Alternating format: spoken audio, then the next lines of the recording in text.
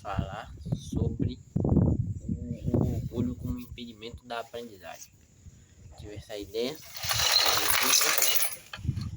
quando eu estava vendo uns vídeos sobre quedas e projeções aqui do Brigadeiro, Marcelo Brigadeiro, no canal Luta Livre Brigadeiro, Marcelo Brigadeiro.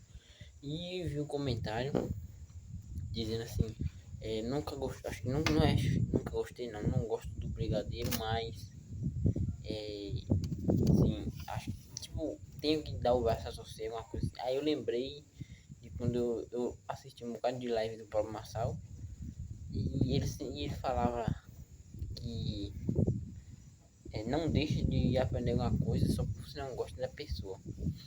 Aí eu lembrei também do começo, que eu comecei a escutar o livro O Opúsculo de Aprender e Meditar, do Hugo de São Vito. Aí ele fala sobre a humildade. Só aprende quem tem humildade. Quem não tem humildade é incapaz de aprender.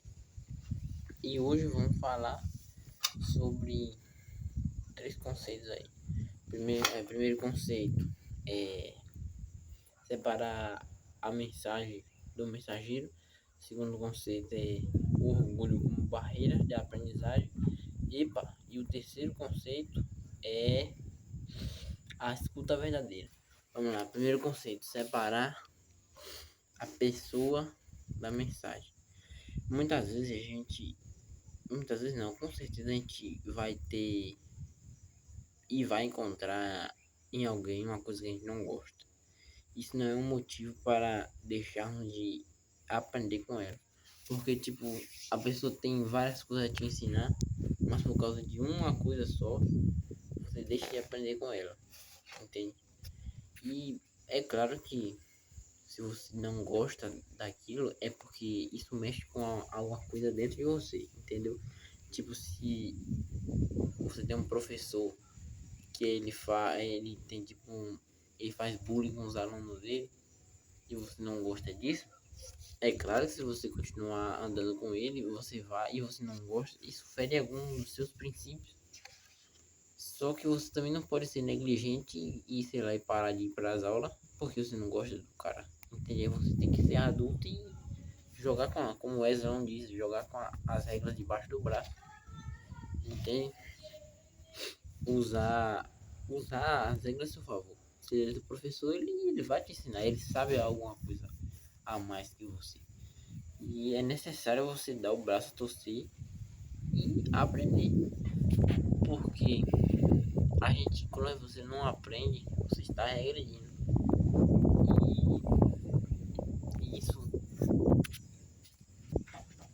Então, é necessário que você separe a mensagem do mensageiro.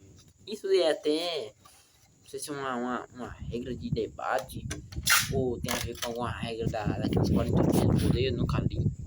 Mas tem a questão de no debate você atacar não a mensagem, o argumento da pessoa, mas sim o mensageiro. E eu vejo que o Pablo Marçal ele sempre faz isso. Quando alguém faz uma pergunta incisiva para ele responde o mais rápido possível e ataca a pessoa com outra pergunta. E isso é a questão vamos dizer, a falta de humildade. Por quê? Porque não é a ideia que está sendo combatida, é a pessoa.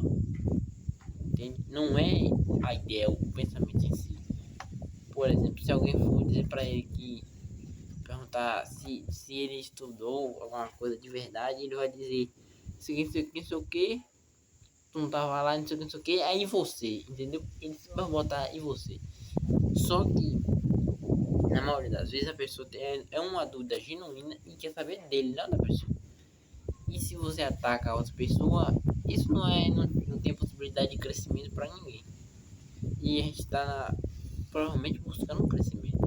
Então, atacar a pessoa só é uma forma de dizer e de demonstrar que você não sabe de bulhufos nenhum que está falando. E agora o segundo conceito do orgulho como barreira, indica que quando você tem um orgulho na questão da aprendizagem, você já, por exemplo, nesse primeiro exemplo você acaba não separando a mensagem do mensageiro e você acaba eliminando aquela fonte de aprendizagem. Porque o que acontece? E a gente tem que ficar ouvindo a mesma coisa o tempo todo. É a questão da aprendizagem por pontos de contato. Quanto mais pontos de contato você tem com um determinado assunto, um determinado conceito, mais internalizado fica na sua cabeça. Mas tem aquele estalo, né? Tem várias. Se você ouvir 10 professores explicando a mesma coisa, vai ter diferença. E provavelmente, ou seja pela repetição massiva, ou seja pela forma daquele professor explicar, isso vai dar um clique na tua cabeça, vai virar a chave e tu vai entender. E quando tu, tipo, desses 10 professores, 5 tu não gosta de algum ponto específico dele e tu não para ouvir o que ele tem a dizer, tu descarta essa possibilidade de aprender de forma diferente a mesma coisa, de solidificar aquele conhecimento na tua cabeça e criar várias outros caminhos que geram aquele conhecimento. Então, e outra coisa também é a questão do orgulho. Quando você acha que você sabe, tem um gráfico muito louco que a gente sempre vê no Instagram, que acho que é confiança e conhecimento. Assim, aí a confiança está cá embaixo. Aqui a confiança, não, aqui a confiança e aqui o conhecimento. Quando tu ganha um pouquinho de conhecimento, tua confiança vai lá em cima.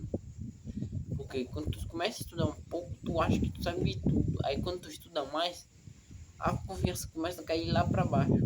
Só que é nesse começo aqui que o grupo tende a nos parar. Por quê? Porque a gente acha que a gente sabe de tudo e a gente acha que a gente sabe mais do que o cara que está nos ensinando. A gente não chega de xícara vazia, a gente já chega com a xícara cheia, caçando só aquela última gota para calibrar o nível de água. E não é assim, você tem que chegar com a xícara derramada, entendeu? Como se você fosse como não? Que somos eternos faixa branca, como chega aquele carequinha lá do jiu-jitsu. Somos eternos, a faixa branca é um eterno absoluto.